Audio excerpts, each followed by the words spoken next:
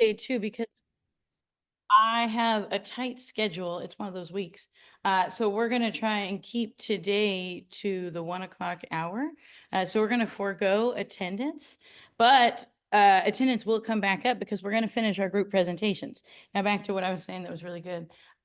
We have less of a very clear target when it comes to culture, whether that's culture broadly speaking or the different ways culture matters for the problems we're trying to understand, how we study those problems, what we actually measure and care about, or how we go about trying to intervene in those problems. Culture is there every step along the way in very different ways, forms, and so to understand it well is very important to me as a class because it's something we'll continue to return to. And as someone who loves to study structure and conditions and circumstances and the context, it bedevils me that more often than not, I'm led to culture or the brain being the thing that makes the difference.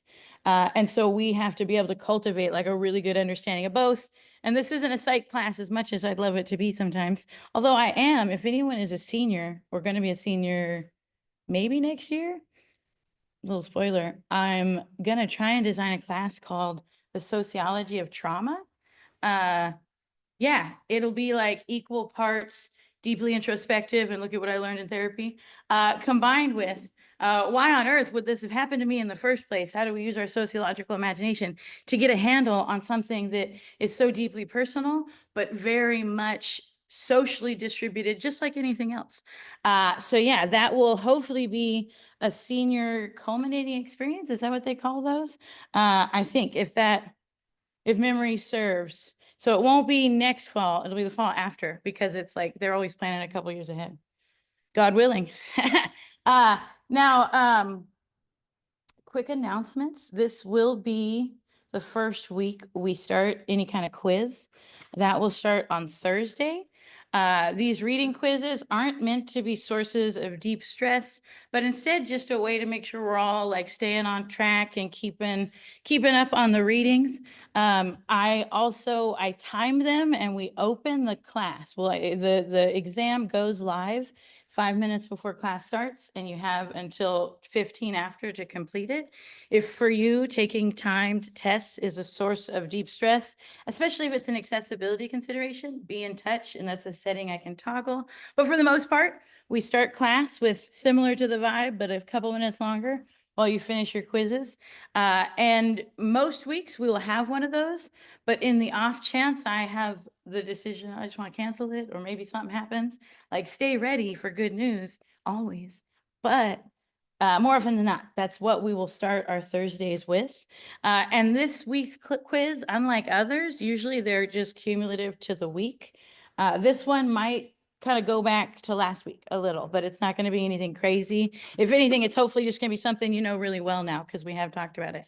Now for the assignments, there is, what's it called? A lot of rollover, right? So I use quizzes from previous years, and I apologize if you're like, I think you guys have been able to see that weeks 3 and 4 were up since like the beginning of the semester. I put it up there so that I didn't have to stress and do it the week of, but instead Cat Courses gave me the anxiety of having it sit on my dashboard looking at me the whole time. And I didn't like that either.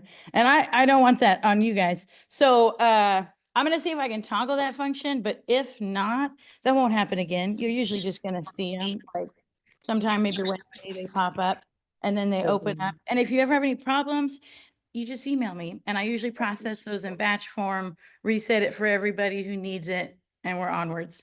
They're open note, no talking, I guess is probably the only rule.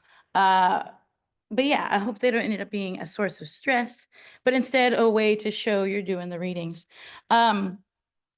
Now, I think that's it for announcements. Oh no, I lied.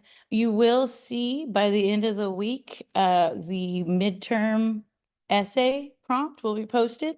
We are a month out from when that's due.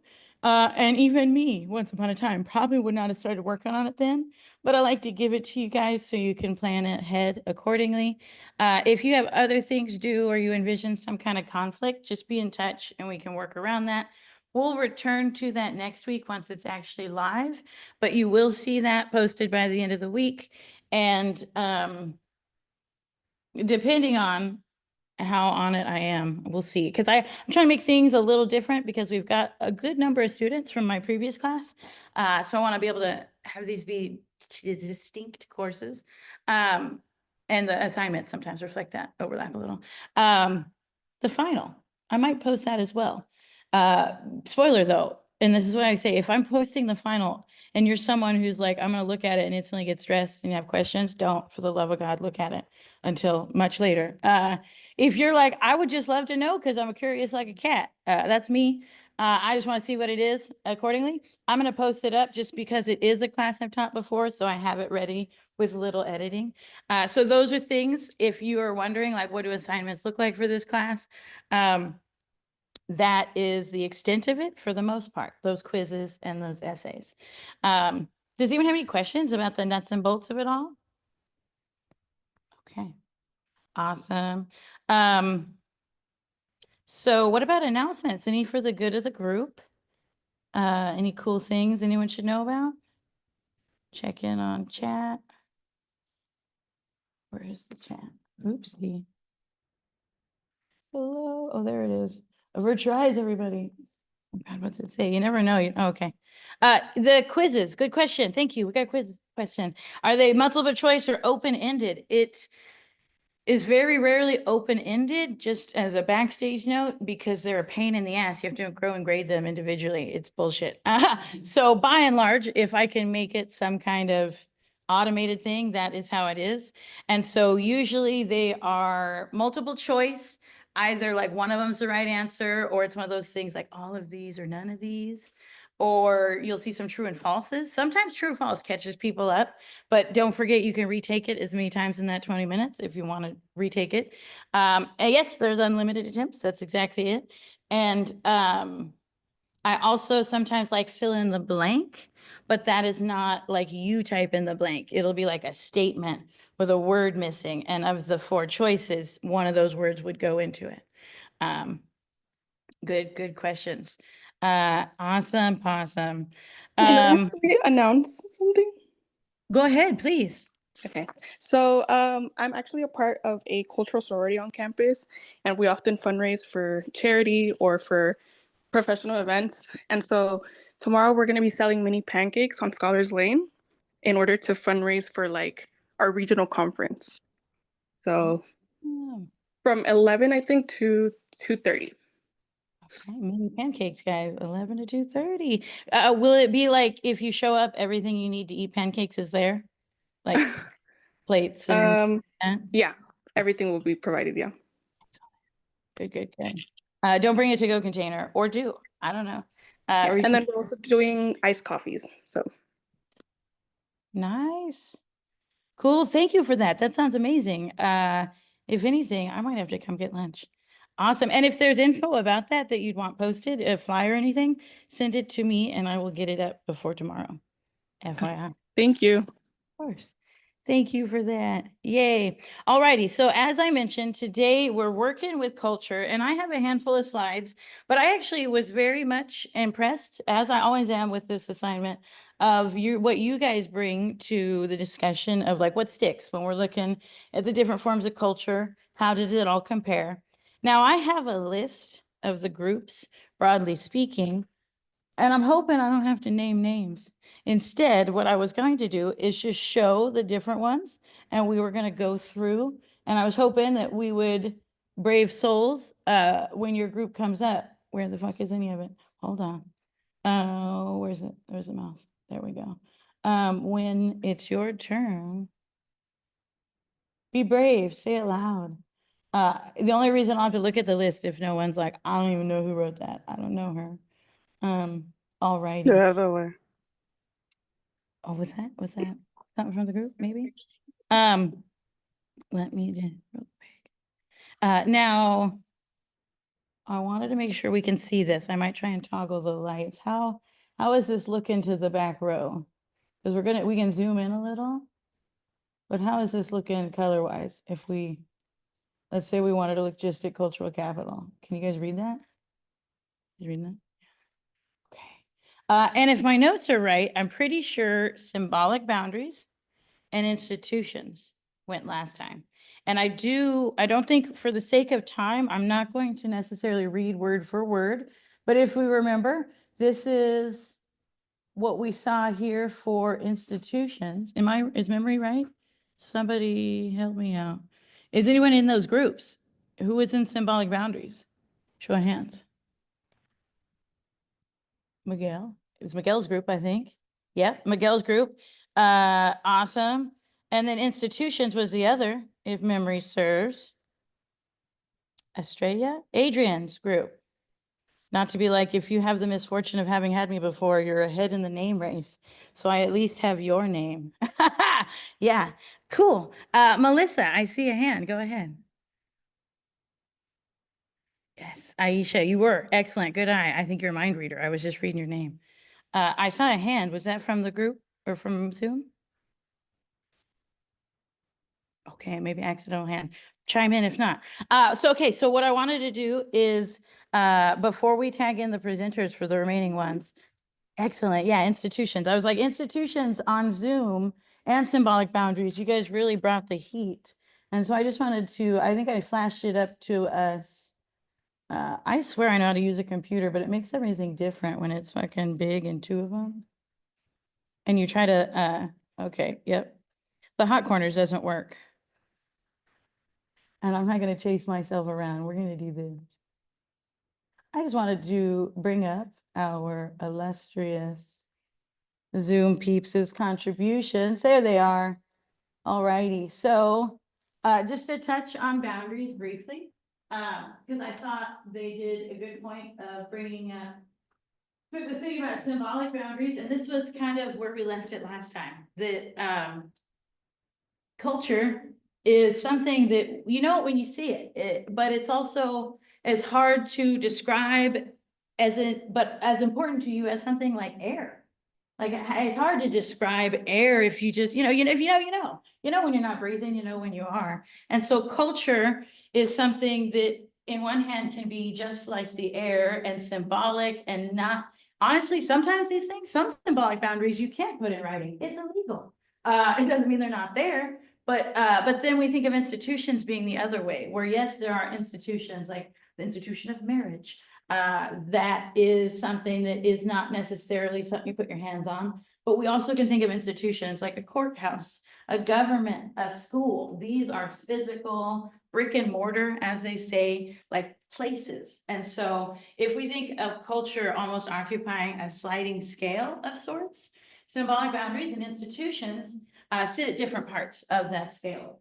And as a further point on symbolic boundaries, just to shout out from that group online, moral boundaries, that when we say symbolic, a lot of times, not that we always mean morals, but you're kind of trying to think of us and them, or mine and yours, black and white, rich and poor. Some of these are things that if we, and this is a throwback to my other course, I always make this point that yes, light, dark, sun, night, daylight, or day, night. Our brain cognitively has to discern difference. That is a cognitive function that we just, on a biological level, happens. But it's us as humans that take it and run with it and impute and add meaning onto differences that don't necessarily have to mean one thing or another, but instead have come to symbolize or mean certain things, certain morals, etc. One of the big ones in the literature is the idea of those who work and those who don't. That's a big one when it comes to culture and policy in the United States. When you think of the vast amount of wealth this country has access to, and how if we believed that you should just have access to a base minimum that is not below the poverty line, and like you deserve well-being, and we don't care what that costs, we're just gonna split it all up and make that happen. Like theoretically we could do that. There's a million reasons why we haven't, and those are where we're in that realm of the boundaries, the moral boundaries, etc. Settler colonialism too, but that's another class. Now Also bringing up some really good points about institutions. So I wanted to pause here. Wait, no, that might have been all symbolic boundaries. They just really killed it. So many things. I just had to, not to say, if anything, symbolic boundaries, your cup runneth over because both groups killed it. But I love our Zoom participation. And I want to make sure if you guys are on Zoom land, while we prefer to see you in class, I don't want you to be like, I wrote a lot and she never looked at it. Like, no, if anything, you guys went above and beyond, which I love to see. Now, back to our peeps in class. Go back down here to the doc. We're still screen sharing. Excellent. So with that, we can see here, we have symbolic boundaries done. We had institutions done. I am, for the sake of easiness, going to just pull the trigger with cultural capital. Group 2, like I said, I don't want to name names. So if someone wanted to be brave and synthesize, take a second to remind yourself what your group said. But cultural capital, I want to actually listen. So this would actually be something I would ask you to come up and stand next to this beautiful blue. Yeah, we can see it all if we have it right there. All righty, cultural capital group. Who wants to be brave? Let me close. Sorry. Go ahead, come on up. Nice. Okay, so we're group 2 for cultural capital. Cultural capital, in our definition, refers to social assets such as education, lifestyle, and other social assets valued within an individual's culture that allow them a higher level of social mobility in society. Some examples of this include like middle and upper class families tend to place their children in more extracurricular activities in relation to working class families. And they tend to prefer, and working class families tend to prefer the concept of natural growth, where they kind of just let their children develop and foster their skills individually. Whereas upper class families tend to prefer to foster themselves, tend to be more proactive in that regard and tend to foster their children's talents and skills. Our critique of it was it's an oversimplification, in generally speaking, in terms of the greater masses. Of course, some working class families are going to be more proactive in fostering their kids' development and their skills, and vice versa. Excellent. Round of applause. Yes. All righty. Can I ask the room, has anyone ever, first off, anyone from the group want to add anything else? That was an amazing summary from Gavin. Anybody? Now, I know we have a range of sociological minds in the room. Had anyone ever heard of cultural capital in other instances? Or even outside of sociology? Okay, okay. In what ways? Like where do we see cultural capital come up? What instances? It's kind of like the idea of like, golf being for upper class, like they're rich and wealthy, and like I remember like my dad would like, I don't know if he was like joking, but he told me like get into golf so you can get in with like rich people. Oh my God, I'm judging someone I know right now. I was trying to get into golf because it's like big pool, and they said pool is actually tiny golf, you plebeian. And I was like, whatever, fucking all. Never mind. Yes, exactly. So cultural capital is a form of capital that comes from, and if you're like, God, is she gonna write any of this down? Some of this is on the slides and I'm kind of stealing my own thunder. But this is also just me telling you about capital. Das Kapital, I think, is the first place we see it in sociological canon. It was coined, if I'm not mistaken, the idea of capital as a thing comes from Marx. Before Communist Manifesto, he described the ways in which is a fancy academic way of saying how, they explained how our personal and social relationships to the quote unquote means of production dictates all the rest of society. In a society whereby capital is the overarching medium by which exchange is made. Now, if you think of civilizations before capitalism, it might be easier to understand what it is about capital that is different. Mankind, it has been said is by older sociologists perhaps, is that we were defined, Homo habilis, Homo erectus, all those guys were different. Why are we different? What are one of the ways we're different from our other animal kingdom peeps? What is something humans do? Even before we talk shit and lie with our words. Because that's another thing we do that's different. Reason. We make tools. Humans make things.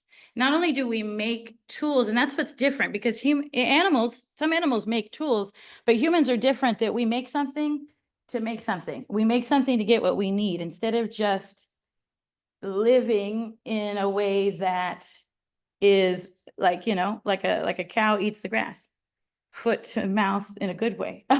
It's a human thing that we make something with our hands, especially, but no human can make everything they need. And so we started to live together, and we made things, and we bartered, we traded both what we made and what we could do with one another to live in common as such.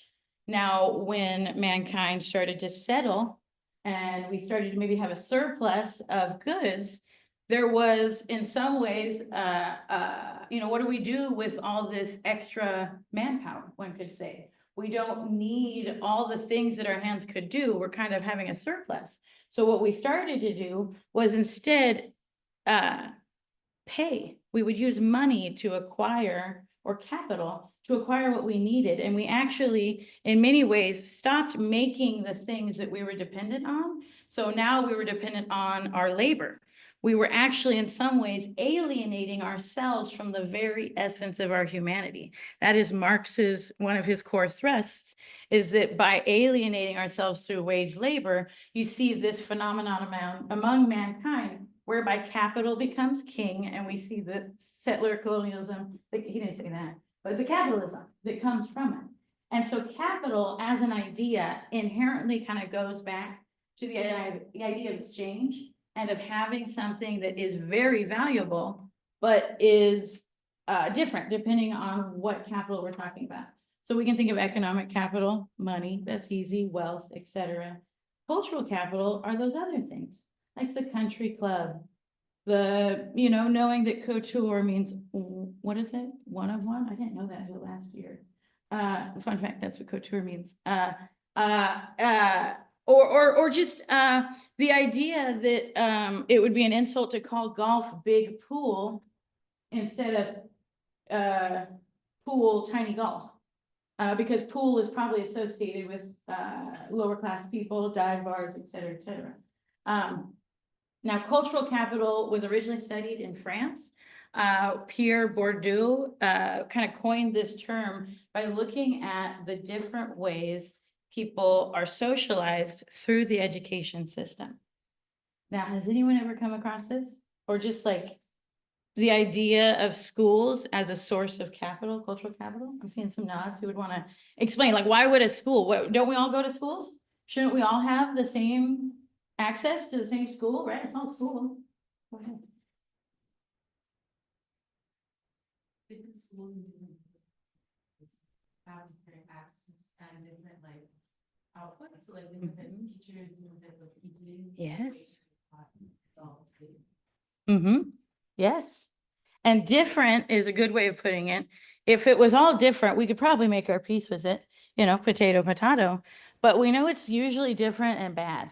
That usually you're seeing maybe a hidden curriculum, or you're seeing like completely other kinds of curriculums. It originally came out of the observation of how there was tracking in schools, that public education is, in America, we might tout it as a way to, have an informed citizenry, so that we can have a democracy whereby people vote in their best interests because they're informed and educated as such.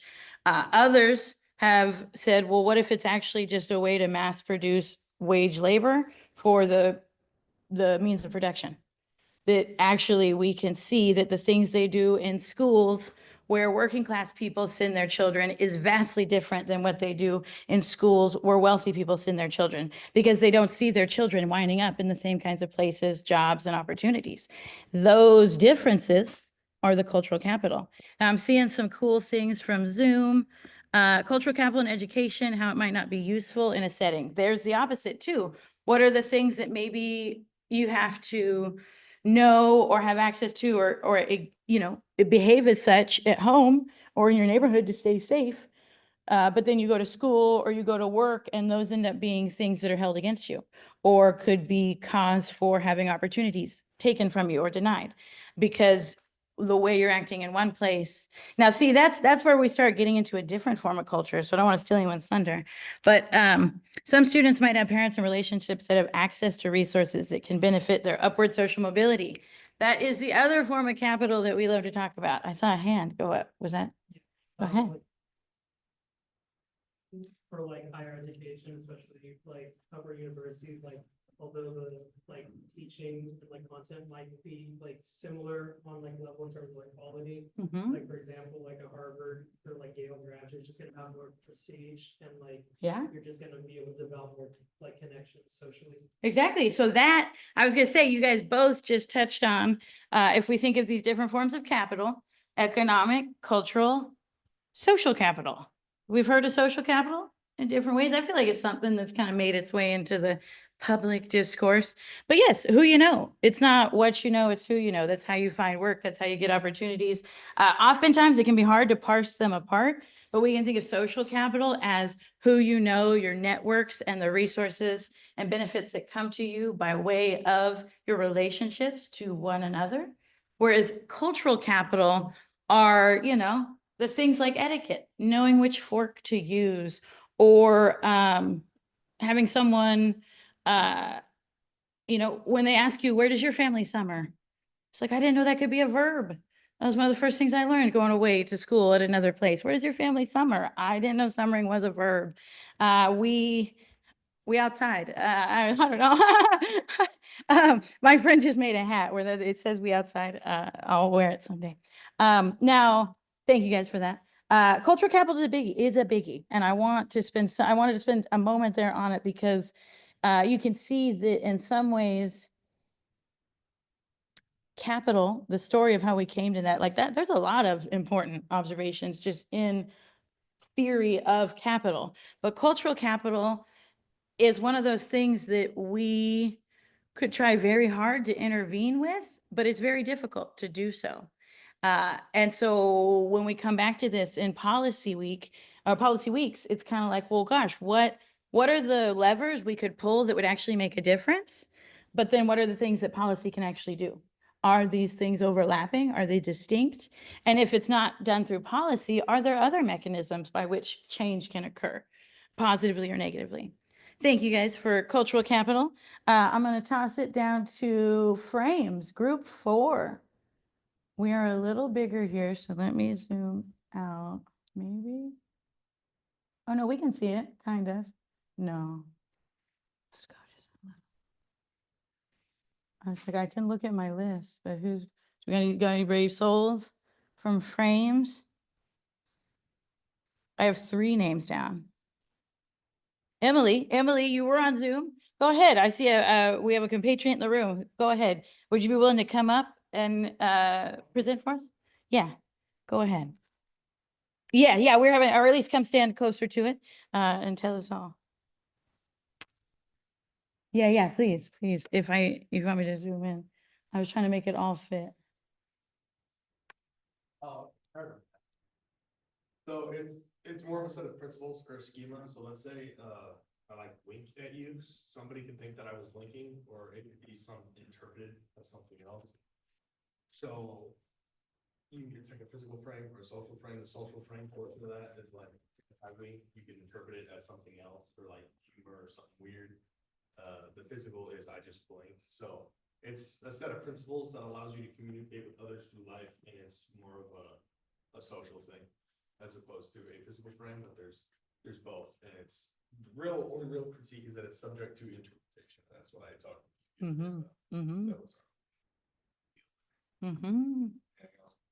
about. No, that's awesome. Perfect. Thank you, frames. Any other points from the frames group before I go ahead? Yeah. This will be posted. You guys will get to see this. I didn't put it up yet because I didn't want to steal thunder. But usually if we have something really good written on the board, I will take pictures. And so this will be our first board pick submission. But good question. And we did have frames on Zoom. So I'm going to go ahead and read that out as an addition before I give you a little extra. Now, from their group, they talked about how frames are like lenses or a filter that we utilize to understand our surroundings and social events and interactions. It can also be seen as a mind map where we organize info as we're exposed to our surroundings and learn how to respond in specific scenarios. A few examples that were shared included climate change as extreme weather, instead of framing climate change as a threat to encourage people to take action. Also, considering the example of incorporating frames in a religious community where shared symbols and rituals consolidate group identity. I love several points here. In particular, you're like, how do I keep all this straight? You know, good question. Honestly, I think you get to kind of pick the kind of culture you like and run with it. That very rarely do we see someone cook with all the spices. But for me, I have a couple that I really draw on. And so frames and narratives are the ones that for me make the most sense. And so when we think of frames, it kind of goes back to, like I said, we know our brain cognitively does certain things. It can detect difference. It can discern different variables accordingly. But the way our brain then adds meaning to that is not just something that, it would be exhausting if every day we had to decide what everything we came across meant. Like there would be no way for that at all to be possible. So then there's also that brain function of like, our brain can't possibly make every decision and know everything all over every day. And so before we even have a chance to decide what we think, what we believe, whatever, we start to acquire these frames and these ways of seeing the world that are informed by your experiences, by the information shared with you, a combination of the two, whereby if we were all looking at the same thing, we could very well see different things, be drawn to different things, or at least have differences in what we're seeing because of the frames we have. Now, obviously, you would hope to have more in common with someone that you shared background or other characteristics with. But frames are a way to try and get down to that level of like, where does the individual and the society, like where does one end and where does one begin? Where do we see the social animal of humans become part of the discussion?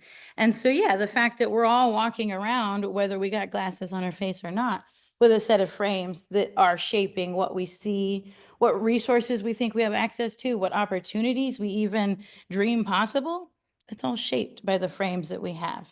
And a lot of times we don't get to pick those things early on.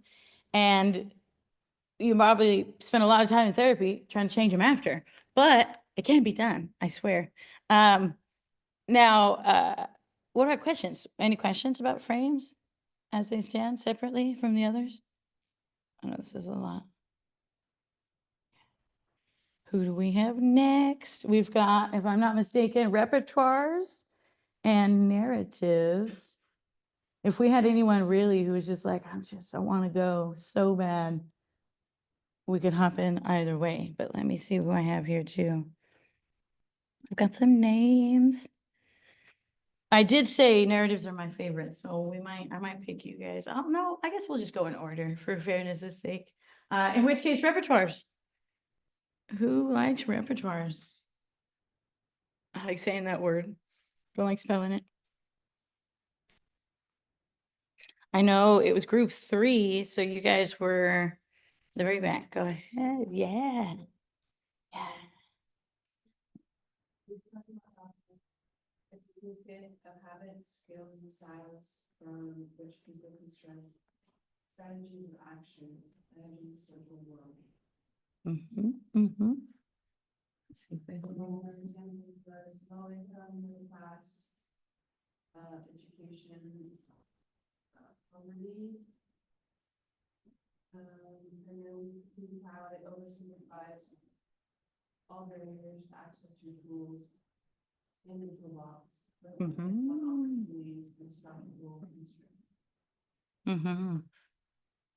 Nice, nice.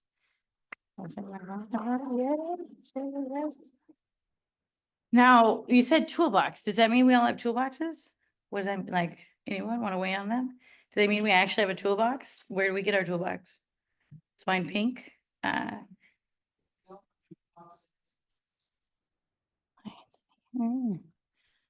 of like, I guess if frames are glasses, this is a different metaphor of sorts. Like, what if, we know we have our glasses, and that's going to impact what we see, but what about what we do?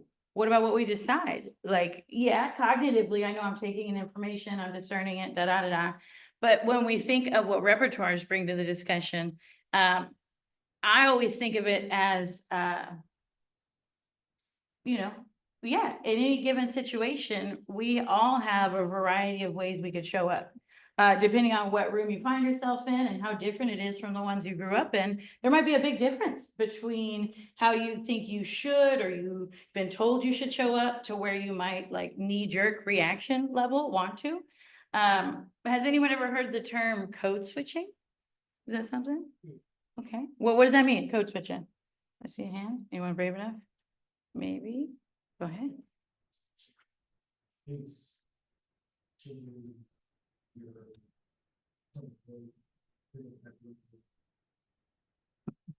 Yeah, right. And so it depends kind of where you're at, how you're being. And so in some ways it presupposes, right, the idea that you actually have access maybe to multiple toolkits, or at least we all have a choice. And this is kind of where it gets cool, right? We know sociologists, sometimes we really focus on the context and the conditions, and there's not a lot of room for agency and for choice. And culture, although we're talking about something that is so social, it can sometimes be hard to see where our choice shows up in it. Because like I said, you're born and then you're given frames, you're given all these things, and then maybe with time you question it. Toolkits are, it's assuming that we actually get exposed to a variety of circumstances. And so in any given moment, we have a choice of how to act. And those scripts are what they're called. Like I said, our brain can't think every thought that anyone's ever thought all over again every day. So it does the crib notes. It thinks of like, well, what have I seen other people who I, emulate, or whether I know it or not, pattern my behavior after. What did they do in situations like this? What do I think they would do? Now, code switching, where that comes into play, is back to the point, and this is kind of where I caught myself earlier, because cultural capital, a lot of these things, the margins kind of blend over, right? But when we think of code switching, not only is it giving you already the expectation that there are a variety of ways you could show up in a given social scenario, but usually in code switching, it is also assuming that you can't act any such way, that maybe one of the ways you would act somewhere else would not go over well in this new place. And that, whether it's because the ways you have to move at home and keep you safe, maybe in a neighborhood that's dangerous, and there are certain things that when you interact in public, when you interact in person, you may have a different habitus, as it's been called, as opposed to when you're in your college classroom, or when you're hanging with your friends. There is at the speed of lightning, we usually don't even decide to make these choices.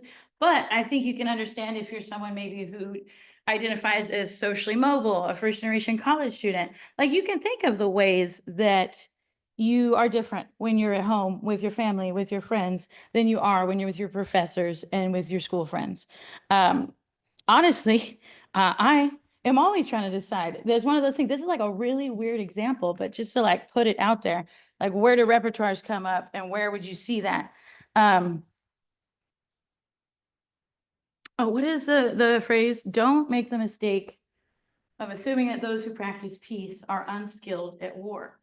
A great bulk of how I show up in this world is in direct defiance of the extreme chaos and hard stuff I lived through, particularly ages 0 to 18. Because I got the fuck out of there and went to school across the country for a reason. One of the things that I remember realizing very early on at Dartmouth that was such a weird thing to like, spoiler alert, God, you must be fucked up if this was nice. But I realized that no matter what happened in any of those rooms, no one could ever hit me. That like just wouldn't happen. That like physical, I was like, I don't know if that's how it is here, but like if you get into a fight, you pop somebody, that's one of the first things that can get you expelled. Like it's really weird. Other things, other ways you can transpass personal boundaries, not nearly as taken seriously sometimes. But plagiarism or getting into a physical fight, you get expelled. You're on the first bus home. And that also meant I couldn't hit nobody. That's the thing too. In none of these rooms could I ever get popped or could I pop someone. So that meant whatever happened in that room, conflict resolution to the positive, had to take place within certain bounds and expectations. And in a way, while I had obviously, you know, I'd been the poor kid who did gate and like had been around rich kids before, that was those different things where I started, you know, where does your family summer? You know, that was a verb. Gosh, no one in here is ever gonna get that wild. It's not even that deep. Okay, calm down, Black George. Those things, those are where you start to realize like, gosh, I actually have a variety of ways that I could show up, and the toolkits that we have access to are deeply shaped by what we're exposed to, what we come across to, but then this is also knowledge you can seek out and you can gain, right? And I think what's cool about this is that it does demonstrate a real level of choice and almost portability of how, you know, we behave or what we value, et cetera, et cetera. But it has been critiqued kind of in ways that we might see with frames as well, is that yes, it's subjective. It's inherently up for interpretation. Like what counts as a tool, what counts as a script. Like sometimes these waters, as they try and make them more clear, kind of just get it murkier still. But I think if you leave the idea with repertoires as thinking of code switching, that is the process of repertoires in action. And I think that's something many of us know personally, firsthand. A good example from Zoom, talking different, like slang with different groups of friends or people or family. I shouldn't curse in class, but like it is what it is. And it's one of those things that I'm like, you know, I'd like to see professors that curse. Professors come from all different backgrounds, and I probably will lose my train of thought if I try and make the curse word a different word. But those different ways of being, I guess, are always up to us. Now, I want to bring up the last one, narratives. Bring us home. Now, we've gone through a lot of examples of culture, so I'm going to maybe pose a challenge to the narrative group if they're so bold. We've learned a lot. What is different about narratives based on what we've heard already? And if you don't have an answer, I can answer it, but I'm hoping maybe you'll bring that with your definitions. And I got a couple names there, but who wants to go for that? Go ahead. I was like, if you wanted to come up to the front of the group, you could, maybe. Or just go way loud. Yeah, just belt it out.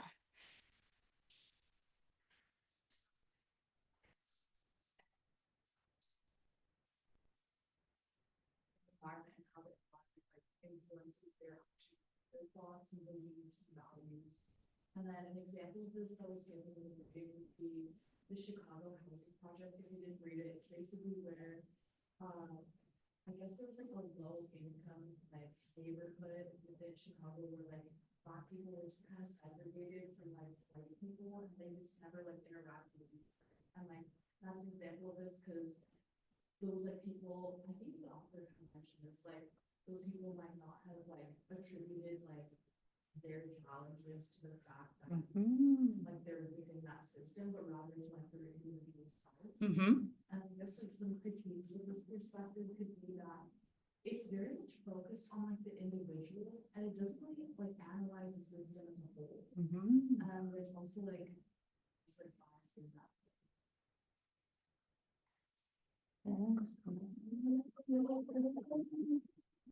Any brave narrative souls want to add anything else to that? And I see there's a word up here. I don't know if you guys can see it. I don't know if you actually said it though. What is narrative another word for? Go ahead. Narrative would be story or art. Yes, stories.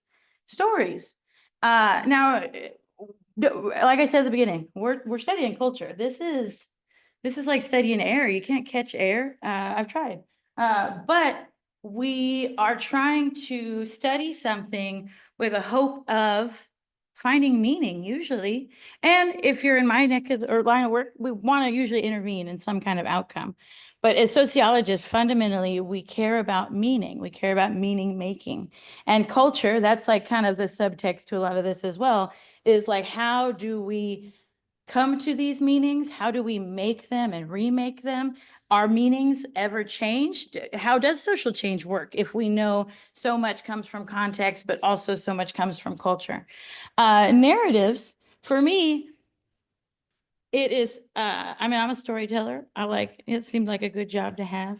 But more importantly, when you're picking what kind of sociologist you want to be, I was always really struck that when they wanted to ask the hard questions, the hows and the whys, there's this kind of age-old rivalry between quantitative and qualitative. And there's almost an assumption that for some reason quantitative is better because they often have more. But is it better to talk to 1,000 people for 20 minutes or 20 people for 6 hours? In some ways, it probably depends on what you're trying to learn and what you're trying to understand. And so for me, the questions I would often ask were the hows and the whys, things that were qualitative, that lended themselves to like, God, if you want to know why someone, how someone makes ends meet when they have a criminal history, but they want to provide for their families in the forest that their families always have. Like I could ask them, couldn't I? What do they think? And so the narratives as a form of culture is really front staging the stories we tell ourselves, the stories that we inherit by, circumstance, birthplace, etc. But then, we talk about things like self-talk and like trying to get in and like hack that like internal software. But in a lot of ways, we can think of narratives happening on that like cognitive level that's hard to intervene in, but similar to the point made that the story you tell yourself impacts what you do. It impacts where you see the locus of action. It impacts where you see your autonomy and the choices and opportunities available to you. The stories we tell ourselves have a huge impact for how we move, and it also impacts how we'd hope to shape movement. If we know that we have to take into account that personal, like what is the person telling themselves? How do we learn from the way they see the world to try and impact social change in that respect? I think in many ways that brings us to 1:00. Like I said, if you're like, gosh, this was a lot of it seems to bleed together, and I'm not really sure what I'm going to be responsible for, you should know we're going to have a couple more ways to work with this in class, so you'll have a better use of it, but it will come back up in your exams, or excuse me, your midterm and your finals. So in my wheelhouse, what I do is I pick the one that resonated most, and that's where I have pitched my tent. Maybe even a couple of them, the ones that lend themselves well together. I think frames and narratives go well, repertoires too, but sometimes it's like, well, shit, which is which? I dropped one. That's easy. So we'll continue this discussion next time, but we're going to kind of bring it back to what does this mean for structuring the outcomes of interest? And you'll have your first quiz as well. And yeah, if you have questions, that's good. It's something that could actually occupy an entire course or an entire subfield. So we aren't going to master it, but I hope you have a little more teeth to what we're talking about. So if you're in class, bye-bye. If you're on Zoom, I am going to cut it. I don't have a lot of time to stay for questions. So if you did need help, follow up by email and I'll be in touch ASAP. Thank you guys. I'm going to clear the room and then cut it. So bye.